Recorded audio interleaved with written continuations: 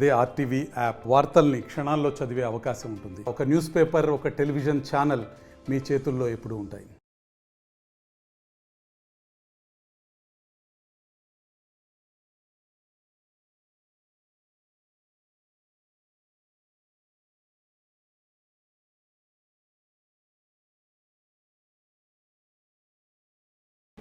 మరి డాక్టర్ వచ్చినాడా ఈరోజు? డాక్టర్ వచ్చినాడా? వచ్చలేడు. ఏమి నిన్న మొబ్బలా వచ్చాము. డాక్టర్ ఈరోజు వచ్చి చూసినాడా లేదా? లేదు లేదు మరి డాక్టర్ వచ్చినాడా ఈరోజు? డాక్టర్ వచ్చినాడా? వచ్చలేడు. ఏమి నిన్న మొబ్బలా వచ్చాము.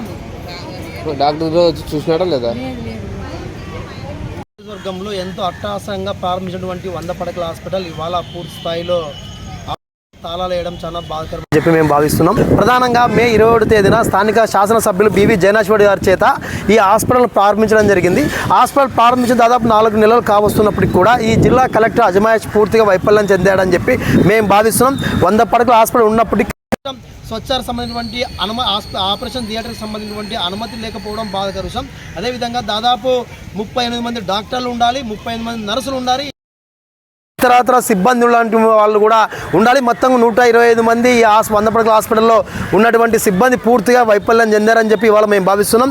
గతంలో ఉన్నటువంటి ఈ హాస్పిటల్లో ఉన్నటువంటి పాత హాస్పిటల్లో కనీసం విద్యుత్ కనెక్షన్ లేక, విద్యుత్ లేక, అదేవిధంగా వర్షం వస్తే కారడం కానీ, టాయిలెట్లు కానీ, బాత్రూమ్ కానీ, తాగునీరు కానీ సరైనటువంటి డాక్టర్లు లేని వల్ల పూర్తి స్థాయిలో రోగులు ఇబ్బందులు పడుతున్నారు. వైద్యం అందడం లేదు, చాలామంది ప్రాణాలు కోల్పోతున్నారు. కాబట్టి ఈ యొక్క కాన్స్టెన్సే కాదు, మంత్రాలయం కాన్స్టెన్స్ సంబంధించినటువంటి కోసిగి కానీ, అదేవిధంగా కౌతాలం కానీ, అదేవిధంగా పెదగడుగురు, మంత్రాలయము, నందవరము, గోనెగండ్ల, పెదగడుగురు లాంటి, నందవరం లాంటి అన్ని యొక్క మండలాలకు సంబంధించిన 8 మండలాలు ఈ యొక్క 100 పడకల హాస్పిటల్ మీద ఆధారపడి వైద్యం చేయించుకున్నటువంటి తరుణంలోనే ఇవాళ పూర్తి స్థాయిలో కిటికీ మొత్తం కూడా తలుపులు తాళాలు వేసి మొత్తం కూడా ఇవాళ బంద్ చేయడం అనేది చాలా దుర్మార్గంగా మేము భావిస్తున్నాం.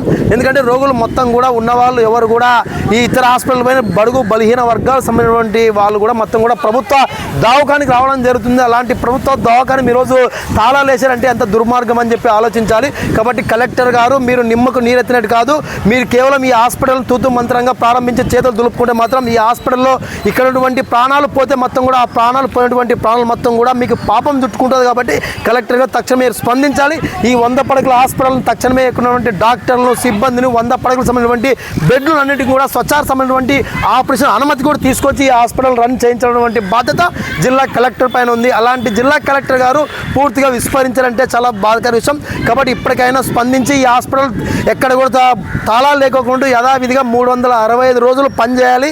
24/7 మొత్తం కూడా రాత్రంగా పగలనగా ఈ హాస్పిటల్ ప్రజలకు సేవ అందించాలని చెప్పి డిమాండ్ చేస్తాం. లేని పక్షంలో పెద్ద ఎత్తున కమ్యూనిస్ట్ పార్టీ నాయకత్వాన పోరాటాలు రూపకల్పన చేస్తామని చెప్పి సందర్భంగా జిల్లా కలెక్టర్ గారికి సూచిస్తున్నాం. మరిన్ని వీడియోస్ కోసం ఛానల్ ని సబ్స్క్రైబ్ చేయండి. లేటెస్ట్ అప్డేట్స్ కోసం వాట్సాప్ ఛానల్ ని ఫాలో చేయండి.